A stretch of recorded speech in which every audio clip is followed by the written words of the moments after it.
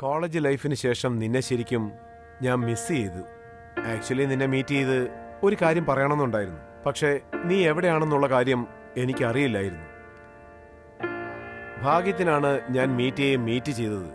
നിങ്ങൾ രണ്ടുപേരും ഒന്നിച്ചാണ് താമസിക്കുന്നതെന്ന് പറഞ്ഞപ്പോൾ ഞാൻ ശരിക്കും അത്ഭുതപ്പെട്ടു. അപ്പൊ തന്നെ നിന്നെ വന്ന് കാണണമെന്ന് ഞാൻ ആഗ്രഹിച്ചു. അതെന്താ?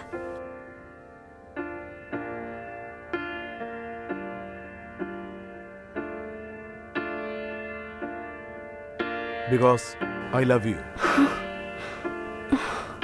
കോളേജിൽ പഠിക്കുന്ന കാലം മുതലേ നിന്നെ എനിക്ക് ഇഷ്ടമായിരുന്നു. അക്കാലത്ത് എനിക്ക് ഏതാണ് ശരി ഏതാണ് തെറ്റെന്ന് മനസ്സിലാക്കാനുള്ള പക്വതയില്ലായിരുന്നു.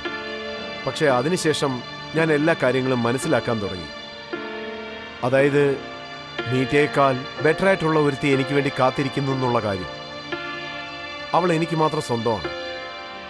ഒരു ദിവസം ഇല്ലെങ്കിൽ ഒരു ദിവസം ഞാൻ അവളെ കണ്ടുപിടിക്കുമെന്ന് എനിക്കറിയാമായിരുന്നു.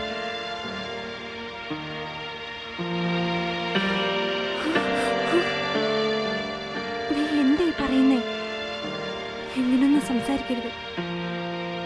നിന്റെ ജീവിതത്തിൽ മറ്റാരെങ്കിലും ഉണ്ടെങ്കിലും അതിനെക്കുറിച്ച് എനിക്കറിയേണ്ട ആവശ്യമില്ല. എന്നാലും ധൈര്യത്തോട് നിന്നോടെല്ലാം പറഞ്ഞു.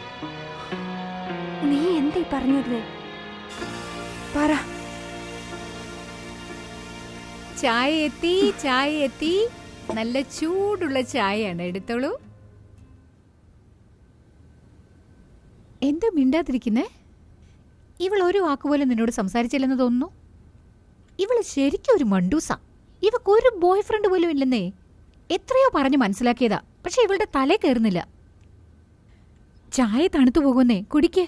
അപ്പോഴേക്ക് ഞാൻ കേക്ക് എടുത്തോണ്ട് വരാം.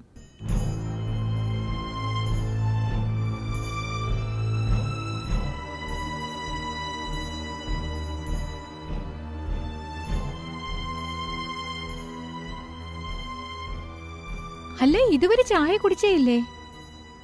ഇപ്പൊ ശരിക്കും അത് തണുത്തു പോയി കാണും.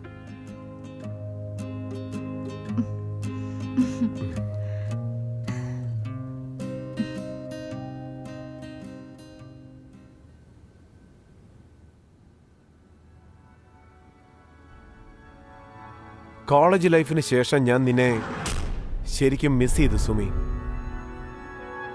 നിന്നെ എപ്പോഴെങ്കിലും കാണുമ്പോൾ ഒരു കാര്യം പറയണമെന്ന് ഞാൻ ആഗ്രഹിച്ചിരുന്നു. പക്ഷേ നീ എവിടെയാണെന്നുള്ള കാര്യം എനിക്കറിയില്ലായിരുന്നു.